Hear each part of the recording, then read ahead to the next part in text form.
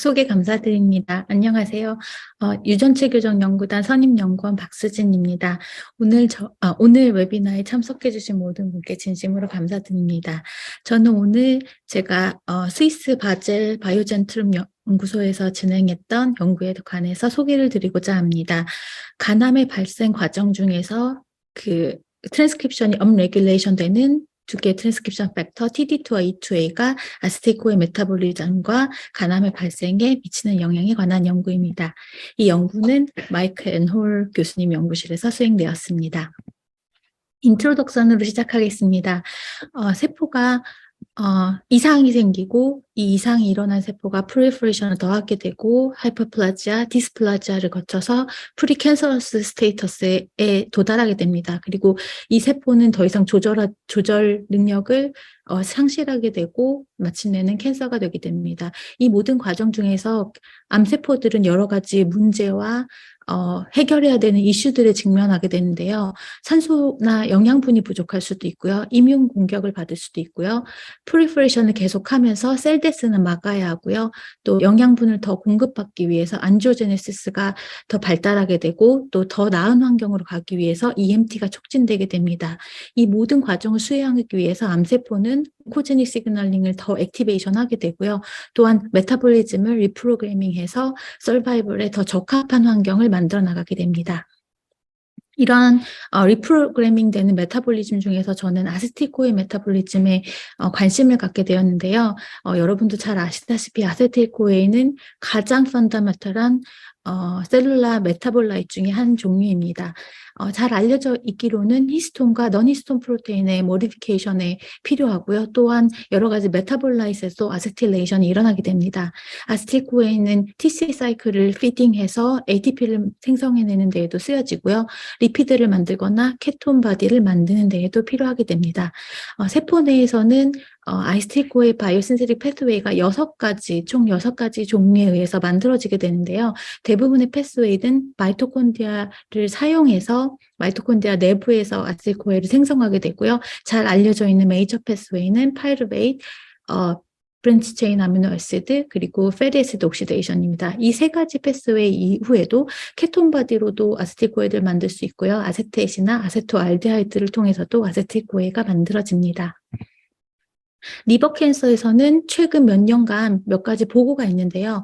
브랜치 체인 아미노 애시드에서부터 아세틸코에가 만들어지는 과정, 패티 애시드 옥시데이션에서 아세틸코에가 만들어지는 과정, 또 아세트알데하이드가 아세테이스로 컨버전 되는 과정이 특정 타입의 리버 캔서에서 리덕션 되는 보고가 되어 있었습니다. 하지만 이 논문들은 이런 싱글 패스웨이에서만 일어나는 과정에 집중했을 뿐 아니라 글로벌하게 아세틸코의 메타볼리즘이 어떻게 조절되는지 그리고 또 심지어는 아세틸코의 레벨조차 확인하지 않았기 때문에 저희 연구실에서는 어떻게 아세틸코의 메타볼리즘이 리버 캔서에서 리와이어링 되는지 리프로그래밍 되는지에 대해서 밝혀보자라고 호기심을 가지고 연구를 진행하게 되었습니다. 제가 보여드릴 마지막 인트로덕션 파트는요. 제가 사용한 마우스 모델인데요. 저희는 알부민 클리를 이용해서 헤파토사이트에서 스페시픽하게 P10과 TSG 두 가지의 잘 알려진 튜머 서프레서를 낙아웃 시켰습니다. 그 결과 mTOR 컴플렉스 1과 mTOR 컴플렉스 2 이 두 컴플렉스를 다 액티베이션 시킬 수가 있었는데요. 보시다시피 더블 낙아웃이라고 부르겠습니다. 더블 낙아웃에서는 4주부터 컨트롤에 비해서 리버 사이즈가 좀 더 커지고요. 6주에서 8주에는 헤파토스테아토시스, 즉 지방간 피노타입을 보이며 12주에서 16주면 이미 마이크로노듈이 생성되게 됩니다. 그리고 16주에서 20주가 되면 리버 굉장히 많은 노듈이 생기는 풀블론 튜머 피노타입을 보이게 됩니다. 저희가 싱글 낙아웃하고 비교를 해봤는데요. P10이나 TSC 싱글 낙아웃의 경우에는 보통 40에서 60주가 지나야지만 풀블론 튜머를 볼 수 있는데 반해서 더블 낙아웃, 이 두 진을 낙아웃 시키면 굉장히 빠른 속도로 리버 캔서를 만들어낼 수 있습니다. 그래서 마우스 모델은 앞으로는 이 더블 낙아웃을 가지고 연구한 내용을 보여드리도록 하겠습니다. 이제부터 이제 데이터를 보여드릴 건데요. 저희는 아세틸코엘 레벨을 확인하는 것부터 연구를 진행하였습니다. 휴먼의 경우에는 리섹티드 페이셜 머티리얼에서 넌 튜머 파트와 튜머 파트를 비교하였고요. 마우스 같은 경우에는 컨트롤 리터 메이크와 그다음에 리버 캔서를 갖고 있는 더블 낙아웃을 비교했습니다. 그 결과 아세틸코엘 레벨이 굉장히 많이 줄어 있는 것을 확인할 수가 있었습니다. 그래서 아세틸코엘 레벨은 프로테인 아세틸레이션에 다이렉트하게 영향을 미치기 때문에 다음으로는 바이오케미컬한 방법을 이용해서 프로테인 아세틸레이션의 변화를 확인하였습니다. 위에는 휴먼 페이션트 결과고요. 아랫부분은 마우스 데이터인데요. 넌 튜머 파트의 same patient거나 아니면 컨트롤 리턴 메이스라고 비교를 했을 때 튜머에서는 프로틴 아세틸레이션이 드라마틱하게 리덕션 되어 있는 것을 확인할 수 있었습니다. 또 티슈 마이크로 어레이와 이뮤노히스토 케미스트리를 통해서도 넌 튜머 파트에 비해서 튜머 쪽이 훨씬 더 아세틸레이션이 줄어드는 것을 확인할 수 있었습니다.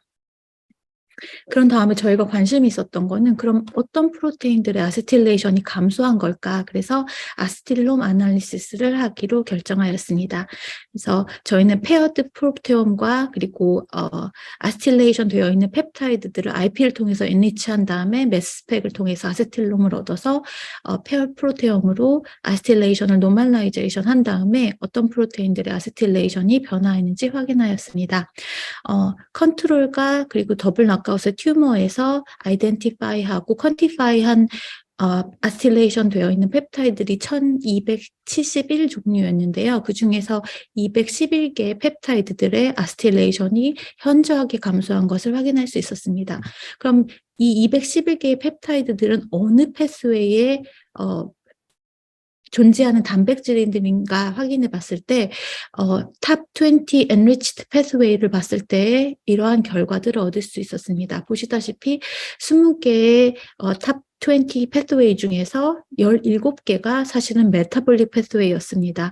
그래서 메타볼릭 리프로그래밍이 트랜스크립션하게 이루어진다라는 보고는 여러 가지가 있었지만 저희는 트랜스크립셔널 레귤레이션뿐만 아니라 포스트 트랜슬레이셔널 모디피케이션의 한 종류인 아세틸레이션을 통해서도 셀룰라 메타볼리즘이 리프로그래밍 되는 결과를 얻을 수 있었습니다.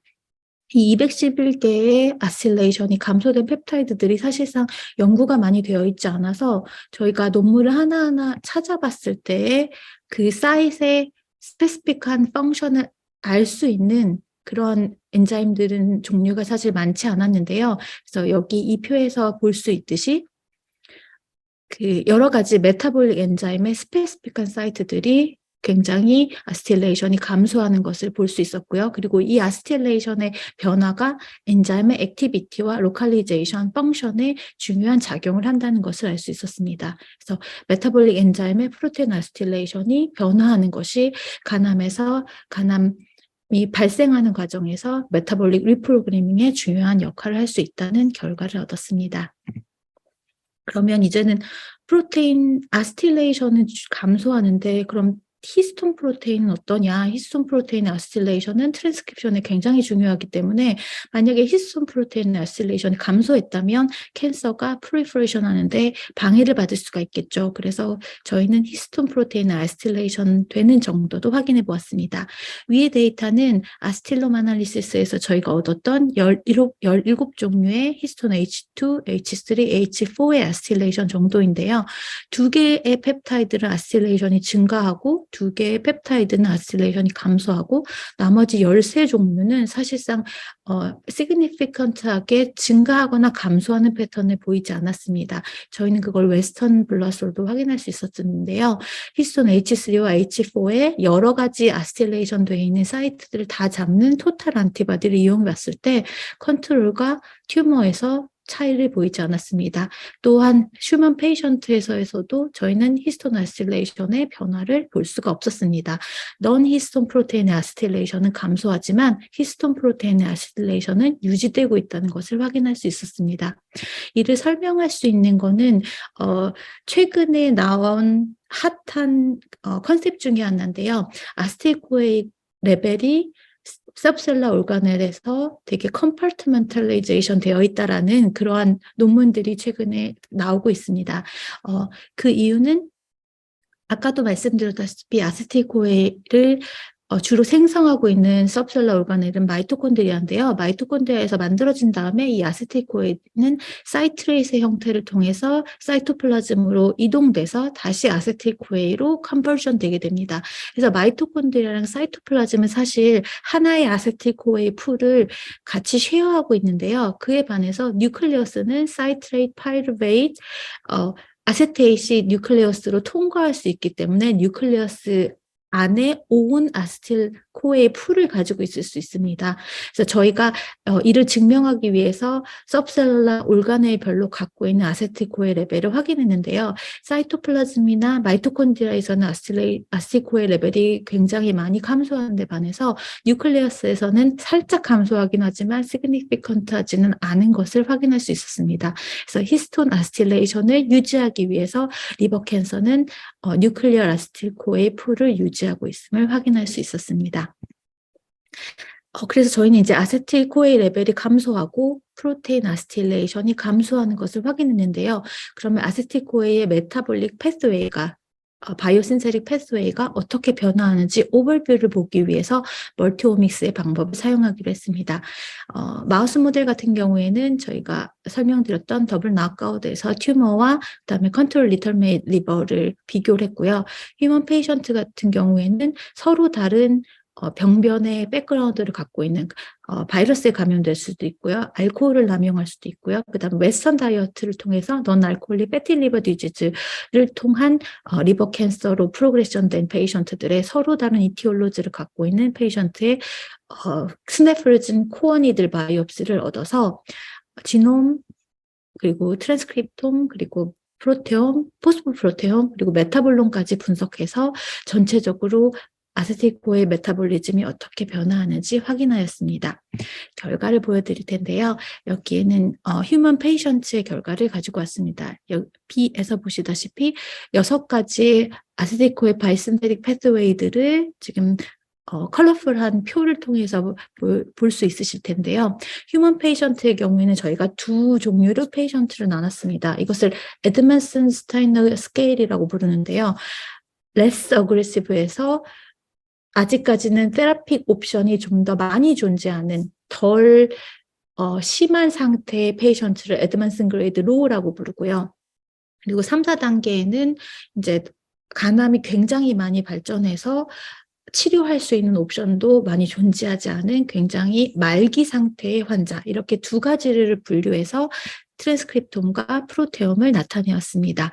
그래서 컬러 코드를 보시자면 레드 쪽으로 갈수록 진이 업레귤레이션 되는 거고요. 블루 쪽으로 갈수록 진이 다운레귤레이션 되는 것을 볼 수 있습니다. 이미 넌 튜머 파트로 노멀리제이션을 한 상태입니다.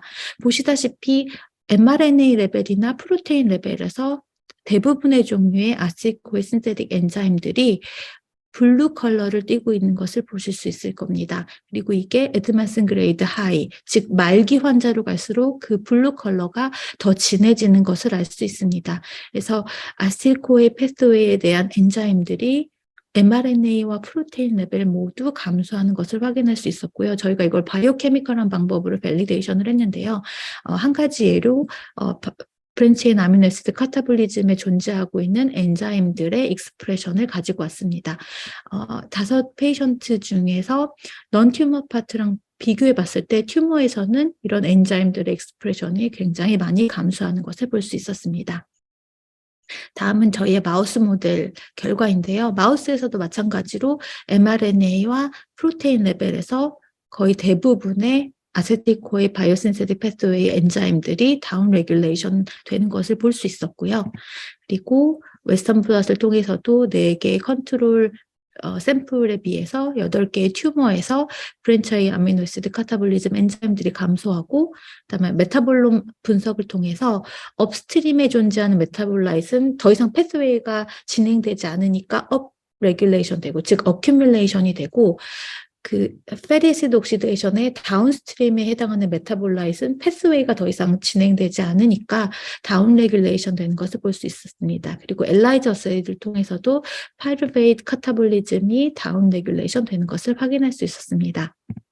이러한 결과들을 바탕으로 해서 저희는 아세틸코에를 만드는 바이오신세릭 패스웨이 6종의 패스웨이가 모두 다 리버 캔서에서 감소되어 있고, 이 감소는 환자의 이티올로지에 상관없이 어떠한 백그라운드를 가지고 있다 하더라도 이러한 엔자임들이 모두 다 감소하는 것을 확인할 수 있었고요.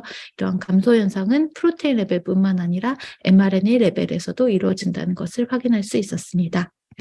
다음에 저희가 궁금했던 건요. 그러면 도대체 어떤 트랜스크립션 팩터들이 이러한 글로벌하게 아세티코의 신세릭 엔자임들을 조절할 수 있는가, 마스터 레귤레이터라고 부를 수 있는 트랜스크립션 팩터가 존재하는가 여부였습니다. 그래서 저희는 튜머에서 발현이 업 레귤레이션 되거나 다운 레귤레이션 되는 트랜스크립션 팩터에 집중해서 찾아봤고요. 저희 페이션트 데이터랑 그다음에 퍼블릭하게 존재하는 데이터에서 제일 처음에 그러니까 타깃을 찾았고요. 그런 다음에는 이런 트랜스크립션 팩터가 저희가 가지고 있는 엔자임 리스트들과 포지티브 또는 네거티브로 코릴레이션을 갖고 있는지를 확인했습니다. 그리고 마지막 단계에서는 자스파 아나리시스를 통해서 인실리코로 다시 한번 컨펌하였습니다. 그 전까지 특히 페리시드 옥시데이션의 경우에는 PPR 알파에 의해서 조절된다는 보고가 있어서 저희는 PPR 알파가 아세틸코의 엔자임들의 마스터 레귤레이터가 될 수 있는지 여부를 확인하였습니다. 그래서 PPR 알파는 휴먼 페이션트와 그리고 저희 마우스 모델에서 다운 레귤레이션 되는 걸로 확인할 수가 있었고요. 그렇다면 페리시드 옥시데이션도 감소하겠죠. 하지만 저희가 확인했을 때 PPR 알파를 매니플레이션을 오버 익스프레션을 시키거나 낙다운을 시켜봤을 때 토탈 아세틸코의 그러니까 프로테인의 아세틸레이션 스테이터스가 변화하거나 또는 아세틸레이션에 관련되어 있는 엔자임의 익스프레션이 변화하는 것을 볼 수가 없었습니다. 그래서 저희는 PPR 알파는 마스터 레귤레이터가 아니다라고 결론을 지었습니다. 그래서 그런 다음에 저희가 찾았던 여러 가지 캔디데이트 중에서 성공했던 2가지 엔자임 TD2와 E2A에 대해서 말씀드리겠습니다. TD2 익스프레션은 non-tumor 파트로 이미 노멀라이제이션 했을 때 애드밴스 그레이드 하이 페이션트에서도 이미 양이 2배 정도 증가해 있는 상황인데요. 애드밴스 그레이드 하이 페이션트 좀 더 말기로 갈수록 그 익스프레션이 더 증가하고요. 저희 마우스 모델에서도 TD2의 mRNA가 증가함을 확인할 수 있었습니다. TD2가 아세틸코의 신세시스의 중요한지를 보기 위해서 여러 마우스와 휴먼의 리버 캔서 셀 라인을 통해서 진을 낙다운하고 오버 익스프레션하는 실험을 진행하였습니다. 보시다시피 저희가 TD2를 낙다운 시켰을 때 아세틸코의 신세시스에 관여하는 여러 가지 엔자임들의 익스프레션이 컨트롤에 비해서 리커버 되는 것을 확인할 수 있었고요. 그리고 아세틸코의 레벨도 여기도 지금 컨트롤로 이미 노멀라이즈 되어 있는 상황인데요. 아세틸코의 레벨도 증가하고 또한 프로테인 아스틸레이션도 증가하는 것을 확인할 수 있었습니다. 그렇다면 튜머와 마찬가지로 TD2가 오버익스프레션 되면 어떤 결과를 나타낼까요? TD2가 오버익스프레션 되어 있을 때는 아세틸코의 신세틱 엔자임들의 익스프레션이 감소하고 아세틸코의 레벨이 감소하고 프로테인 아스틸레이션이 감소하는 것을 확인할 수 있었습니다. 프로테인 엔자임 익스프레션이 감소하고 아세틸코에와 아세틸레이션이 감소하는 것을 저희가 휴먼 페이션트와 마우스 캔서에서 본 거와 같은 현상을 저희가 TD2를 오버 익스프레션해서 볼 수가 있었습니다. 그런 TD2가 나왔으니까 다른 TD들도 있겠죠. TD는 4가지 아이소자임으로 이루어져 있는 패밀리인데요. 그래서 저희는 TD 1, 3, 4 이 3가지 엔자임을 한 번에 낙다운을 시켜서 혹시 TD2와 같은 현상을 보이는지를 확인했습니다. 한 50% 정도의 진이 TD1과 3와 4가 낙다운 되었을 때 저희는 엔자임 익스프레션의 변화나 아스틸레이션의 변화를 보지 못했습니다. 또한 TD2가 마우스 모델에서 업레귤레이션 된 거와 다르게 TD1은 디텍터블 하지 않았고 TD3와 4는 mRNA 레벨이 변화하지 않았습니다. 그래서 저희는 이게 TD2만의 스페시픽한 펑션이라고 결론을 내렸습니다. 2번째 엔자임인 E2A입니다. E2A 레벨이 휴먼 페이션트랑 그리고 마우스 모델에서 mRNA 레벨이 증가하는 것을 확인할 수 있었고요. 마찬가지로 저희가 여러 가지 셀 라인에서 낙다운하고 오버 익스프레션하는 실험을 했을 때 TD의 익스프레션을 감소시켰을 때에는 엔자임들이 리커버되고 아세틸코일 레벨이 증가하고 프로테인 아세틸레이션이 증가하는 반면 E2A가 오버익스프레션 되면 엔자임들이 리프레스되고 마치 튜머 상황처럼요. 아세틸코일 레벨과 프로테인 아세틸레이션이 드라마틱하게 체인지되는 것을 확인을 할 수가 있었습니다.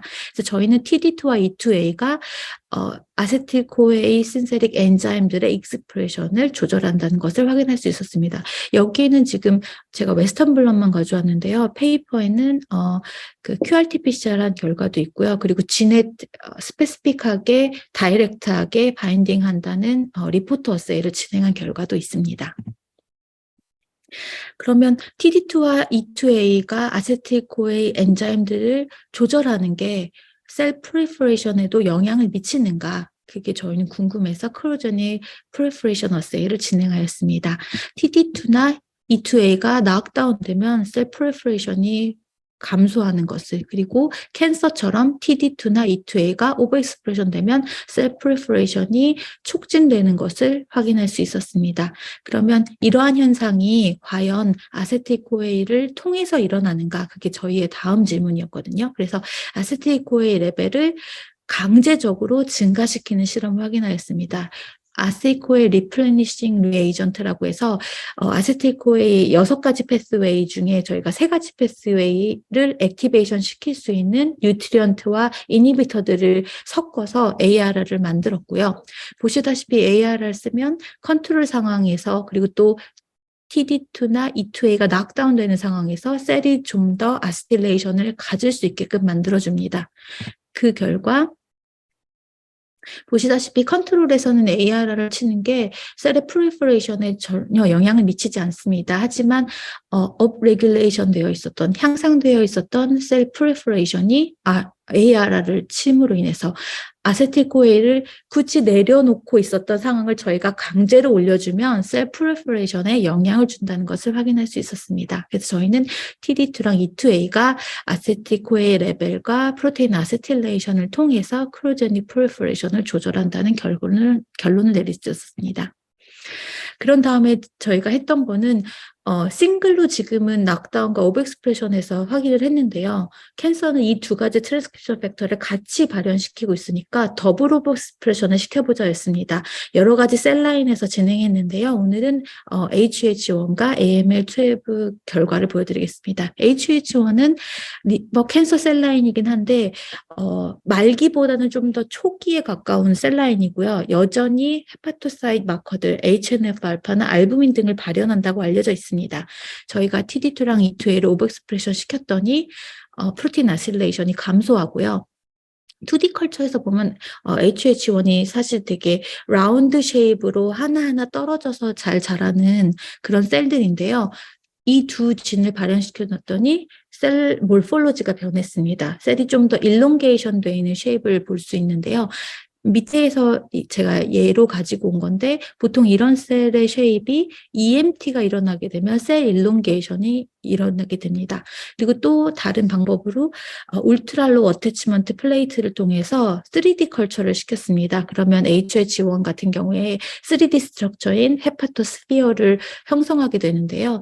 이 TD2와 E2A가 오버익스프레된 상황에서는 이런 스피어 포메이션이 더 증가하고 더 잘 자란다는 것을 확인할 수 있었습니다. 이것도 굉장히 놀라운 발견이었는데요. 더 놀라웠던 건 AML12 결과입니다. AML12는 마우스 리버 셀라인으로 이모탈라이즈 되어 있긴 하지만 캔서 셀라인은 아닙니다. 그리고 이 셀라인은 절대 스피어를 만들지 않습니다. 저희가 E2A랑 TD2를 오버익스프레션 시켜주는 것만으로 프로테인 아실레이션이 줄어들 뿐만 아니라 캔서가 아닌 셀들이 3D 스트럭처를 가지고 스피어를 형성한다는 것을 볼 수 있었습니다. 그래서 E2A와 TD2 이 발현이 스피어 포메이션에 굉장히 중요하다는 것을 확인할 수 있었습니다. 한 가지 컨셉이 필요한데요.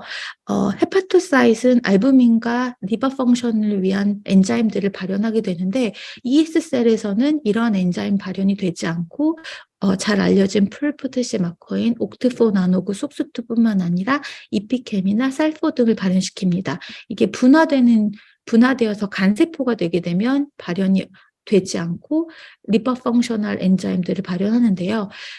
이게 디디퍼런시에이션 되고 리버 캔서 셀로 변화하면서 엔자임 익스프레션은 줄어들고 프리포텐시 마커와 스템셀 마커들을 리익스프레션 하게 됩니다. 그래서 저희는 혹시 스피어 포메이션이 디퍼런시에이션, 디디퍼런시에이션 스테이터스와 영향을 미치는지 어떠한 변화가 생겼는지 보고자 했습니다. 저희가 TD2랑 E2A를 익스프레션 시켰을 때 디디퍼런시에이션에 관련되어 있는 쌀포, 옥트포, 나누고, 속스2의 mRNA뿐만 아니라 프로테인 레벨이 증가하는 것을 확인할 수 있었고요. 반대로 헤파토사인 마커인 알부민과 G 프로테인들은 감소하는 것을 확인할 수 있었습니다. TD2와 E2A가 디디퍼런시에이션에 영향을 미치고 있었습니다.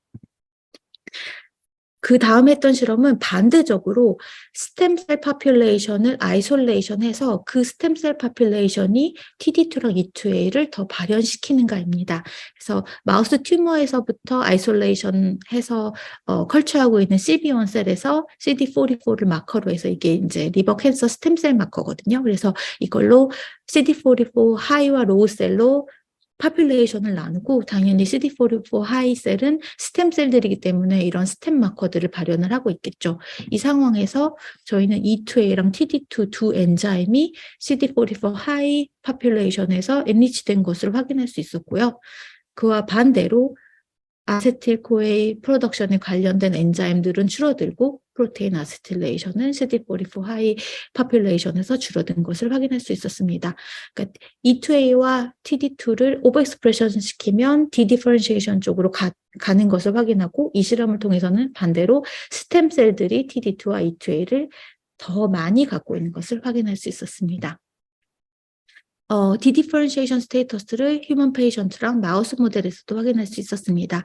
휴먼 페이션트에서 당연히 옥트포 속스2 익스프레션이 좀 더 말기 상태로 갈수록 더 증가하는 것을 확인할 수 있었고요.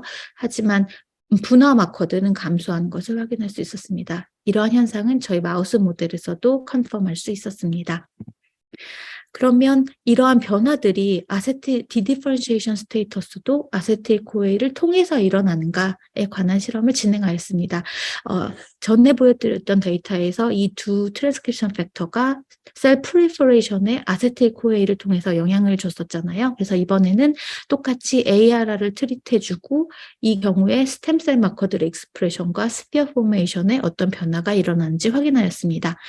TD2랑 E2A를 익스프레션 시키면 세 번째 라인에서 볼 수 있듯이 스템 마커들의 익스프레션이 증가하는데요. 저희가 ARR을 쳐주면 스템 마커들의 익스프레션이 감소하는 것을 확인할 수 있었습니다.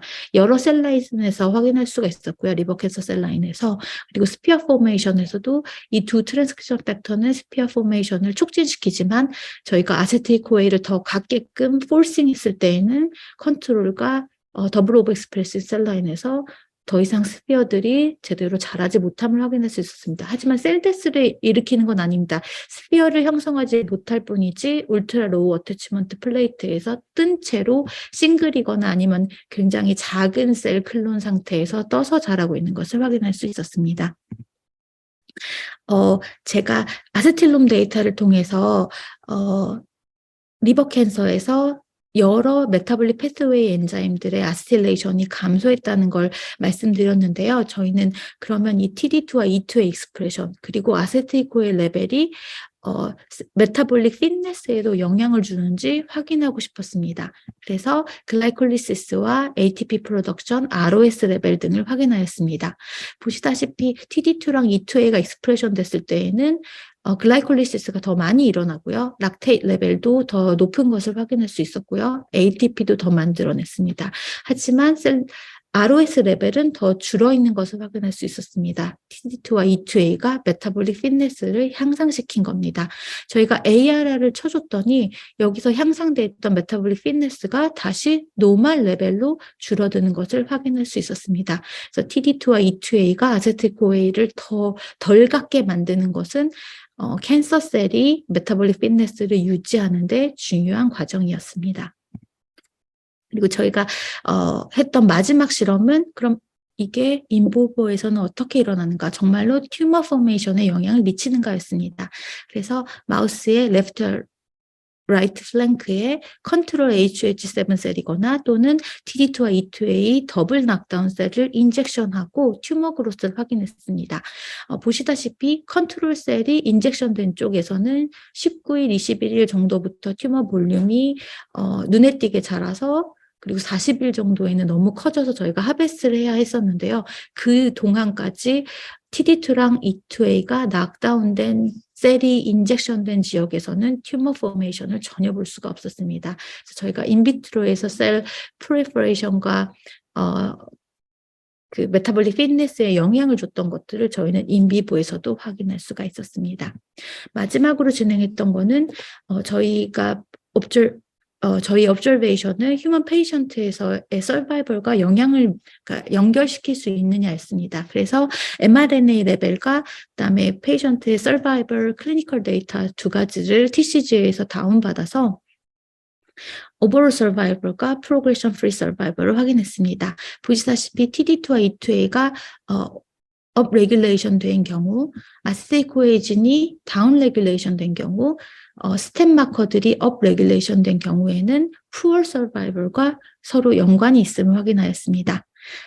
저희가 발견한 리버 캔서에서의 observation이 다른 캔서 타입에서도 적용할 수 있을까요? 저희의 결과는 여러 캔서에서 사실 비슷한 결과를 볼 수 있다는 것이었습니다.